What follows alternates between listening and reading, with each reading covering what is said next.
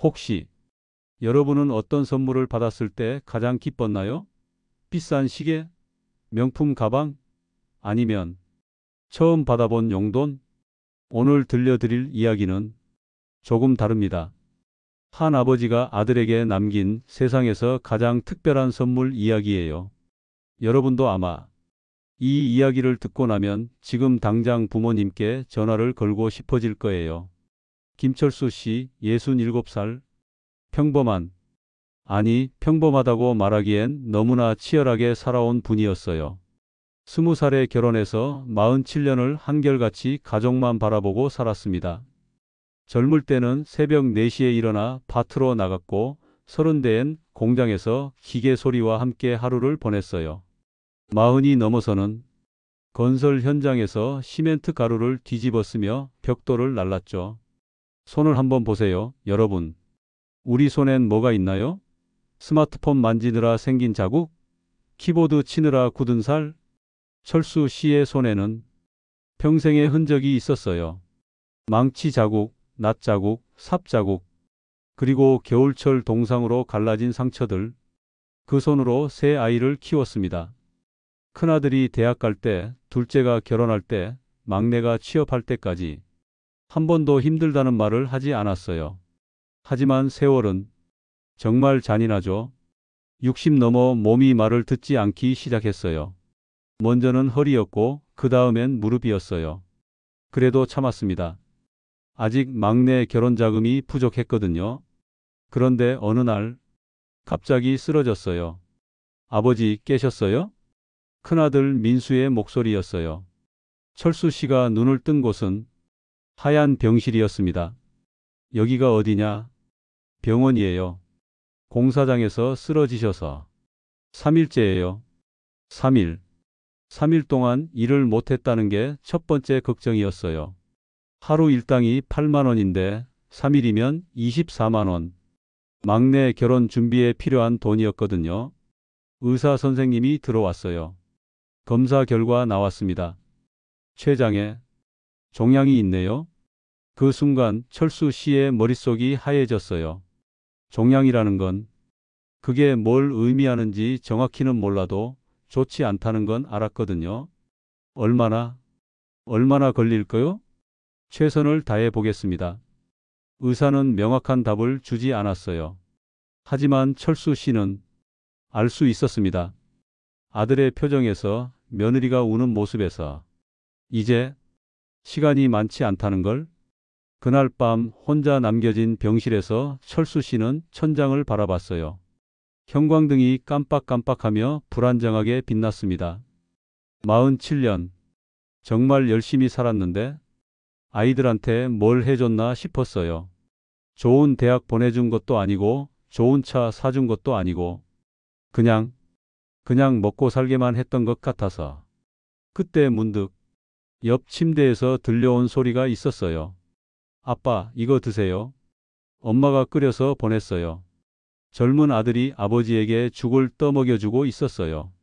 그런데 그 아버지가 울고 있더라고요. 미안하다.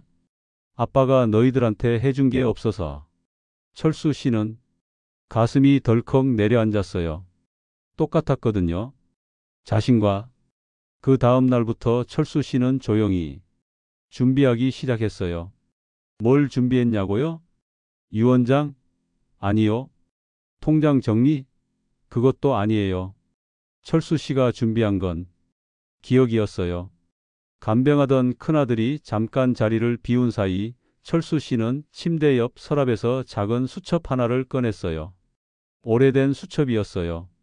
표지가 다 해져서 테이프로 붙여놓은 그런 수첩? 그리고 만년필을 꺼냈습니다.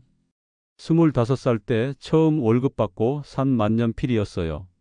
그때는 멋있어 보여서 산 거였는데 막상 써보니 볼펜이 더 편해서 서랍 깊숙이 넣어뒀던 거였어요. 하지만 이상하게 오늘은 그 만년필이 필요했어요. 철수 씨가 첫 번째로 쓴 건 민수야, 너 초등학교 1학년 때 기억나니? 그 아이가 학교 가기 싫다고 울면서 아버지 다리에 매달렸었거든요. 그때 철수 씨가 뭐라고 했는지 아세요? 그럼 아빠가 같이 가줄까? 정말로, 정말로 공장 지각하면서 학교 앞까지 데려다 줬어요.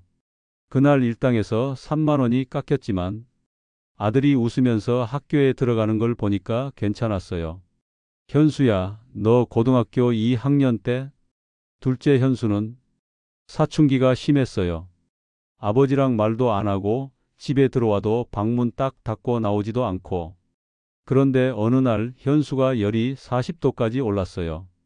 병원에 데려가야 하는데 마침 아내는 시댁에 가고 없고 철수 씨가 그 큰 몸집의 고등학생을 업고 병원까지 뛰어갔어요. 한겨울 새벽 2시에 괜찮다, 괜찮다. 아빠가 있다. 등에서 계속 중얼거렸는데 현수가 깨어나서 그 말을 들었대요. 그 다음 날부터 현수는 아버지한테 먼저 인사하기 시작했어요. 지혜야. 막내딸 지혜. 철수 씨. 눈동자였어요. 이 아이는 다른 아이들과 달라서 공부를 잘했어요. 그런데 집안 형편 때문에 대학을 포기하려고 했거든요. 그때 철수 씨가 뭐라고 했는지 아빠가 더 열심히 일할 테니까 내가 하고 싶은 거 다 해라. 그래서 50 넘어서도 건설 현장에서 일했어요. 다른 사람들은 다 그만두는 나이에 지혜는 지금 대학교 교수예요. 철수 씨는 손목이 아플 때까지 썼어요. 47년 동안의 기억들을 하나하나 다 적었어요. 아버지, 오늘 컨디션 어떠세요? 민수가 문병 왔어요. 손에는 아버지가 좋아하는 호두과자를 들고 민수야. 네, 아버지. 이거 받아라. 철수 씨가 내민 건 작은 꾸러미였어요. 낡은 손수건에 뭔가를 싸놓은 뭐예요, 이게? 나중에, 나중에 봐라. 지금 말고. 민수는 왠지 모르게 가슴이 먹먹했어요. 아버지의 표정이 너무 진지했거든요. 그리고 일주일 후 철수 씨는 조용히 눈을 감았어요. 마지막까지도 고맙다는 말만 반복하면서 장례를 치르고 민수는 집에 돌아와서야 그 꾸러미를 열어봤어요. 안에는 만년필 하나와 수첩 하나가 들어 있었습니다. 수첩을 펼쳐보는 순간 민수의 눈에서 눈물이 주룩주룩 흘러내렸어요. 아버지의 깨알 같은 글씨로 빼곡히 쓰여진 이야기들. 민수가 처음 걸음마했을 때 팔 벌려서 달려와서 내 품에 안겼다. 세상에서 가장 행복한 순간이었다. 현수가 군대 갔을 때 면회 가서 부모 자랑한다고 친구들한테 소개해줬다. 아들이 자랑스러웠다. 지혜가 교수 됐다고 전화했을 때 받고 나서 혼자 울었다. 기뻐서 한 페이지 한 페이지 넘길 때마다 아버지의 사랑이 느껴졌어요. 오늘은 애들 학비 때문에 점심을 굶었지만 괜찮다. 애들이 건강하면 돼. 아내 생일인데 깜빡했다. 내일은 꼭 미역국 끓여줘야지. 민수가 아프다고 해서 병원비 때문에 걱정했는데 괜찮아졌다니까 정말 다행이다. 그리고 마지막 페이지에 쓰여진 글. 내가 이 세상에서 가장 자랑스러운 건 좋은 아버지였다는 거다. 비록 돈은 많이 벌어주지 못했지만 사랑은 충분히 줬다고 생각한다. 고맙다, 내 아이들아. 너희가 있어서 행복했다. 민수는 그제야 깨달았어요. 아버지가 남겨준 선물이 뭔지를. 돈도 아니고 집도 아니고 땅도 아니고 47년 동안 온몸과 온마음으로 사랑하며 살아온 그 시간들. 그리고 그 모든 순간순간에 담겨있던 끝없는 사랑이었다는 걸.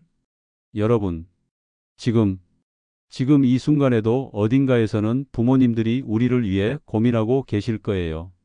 애가 밥은 잘 먹고 다니나? 요즘 힘든 일은 없나? 건강은 괜찮나? 우리는 때때로 착각해요. 부모님이 우리한테 해준 게 별로 없다고. 다른 집은 이것도 사주고 저것도 사주는데 우리 부모는 왜 이렇게 못 해준다고. 하지만 정말로 중요한 선물은 눈에 보이지 않아요. 새벽에 우리 도시락 싸주시던 그 손길, 늦게 들어와도 현관에 켜놓으셨던 그 불빛, 아플 때 밤새 간병해 주시던 그 마음, 우리가 성공했을 때 누구보다 기뻐해 주시던 그 미소. 이 모든 게 선물이에요. 혹시 지금 부모님과 사이가 좋지 않은 분 계신가요? 말다툼을 했거나 서운한 일이 있었거나 아니면 바빠서 연락을 못 드린 지 오래된 분 계신가요? 오늘, 오늘만큼은 연락해 보세요. 아버지, 어머니, 그동안 고생 많으셨어요. 사랑해요. 이 말 한마디가 부모님께는 세상 어떤 선물보다 소중할 거예요. 철수 씨 같은 아버지들이 이 세상엔 정말 많아요.